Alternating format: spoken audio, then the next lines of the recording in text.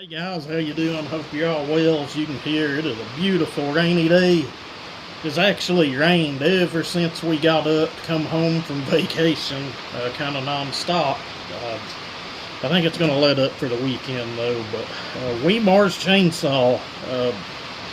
I think Simple Man had told me that there was a lady had given this to him. She had no use for it, so he kind of donated it our way.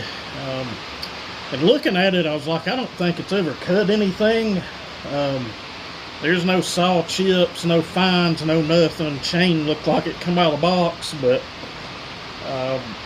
I've been pulling on it, and the only way I could get it to hit a lick was to give it a shot of brake cleaner through the air filter. But I don't know.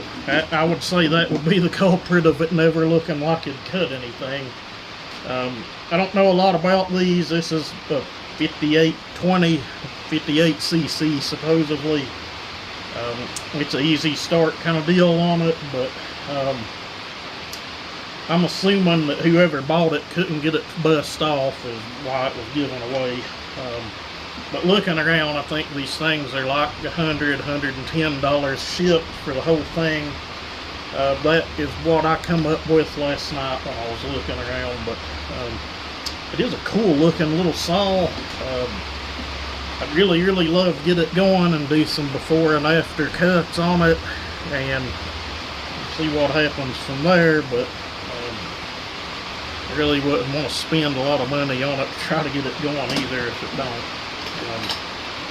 We'll just have to see, but I thought I'd take you guys along. I've been pulling, then got it to bust off, and I was like, well hell, let's just set the phone up, see if we can shoot a little video. Man, that's what she continues to keep doing. And I've got the tank probably half full. She won't pull a lick of fuel on her own.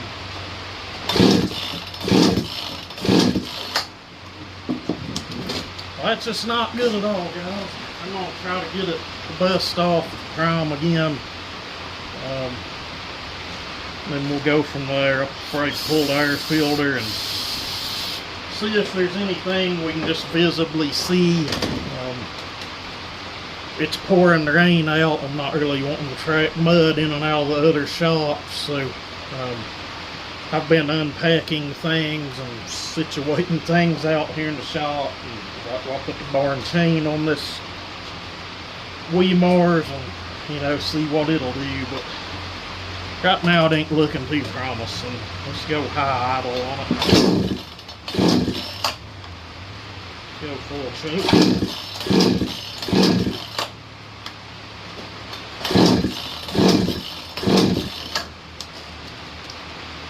Well, it ain't a good thing, folks.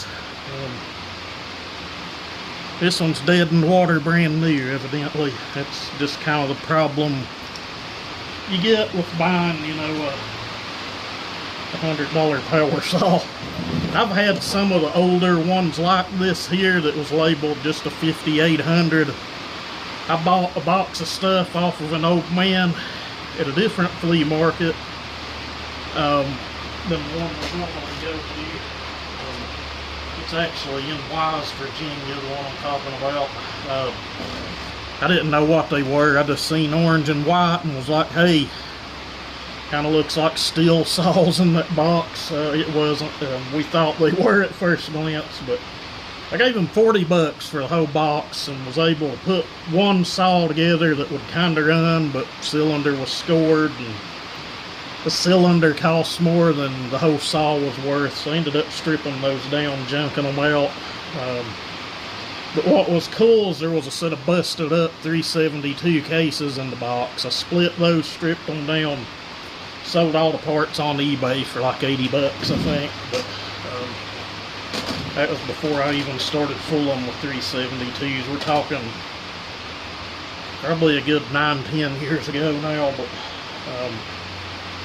look in there and see if there's anything I can visibly see.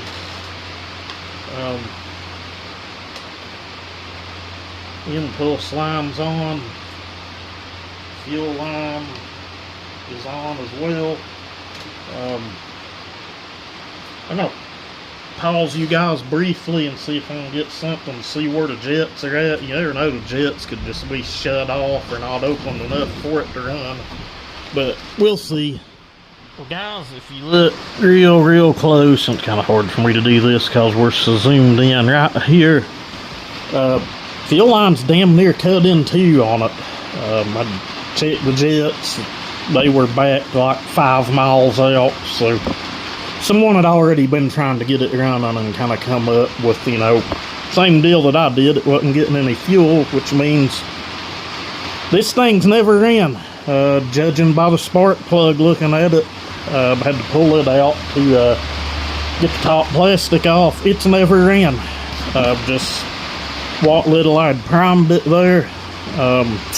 Other than that, this thing ain't never hit a lick.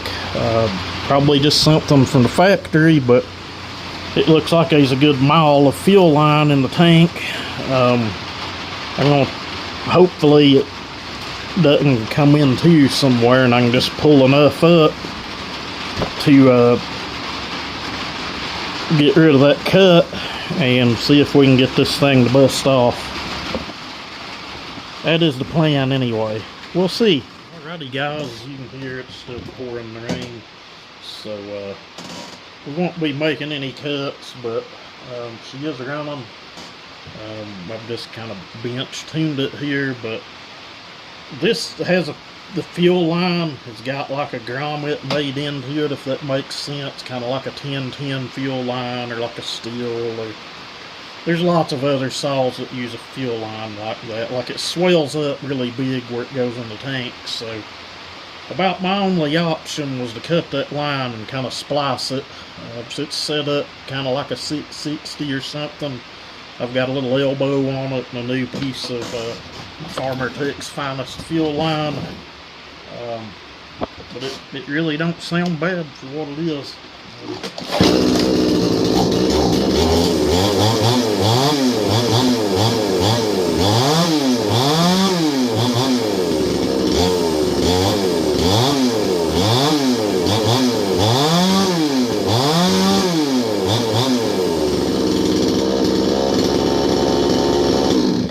And it needs to idle and turn down a little more. It was really high.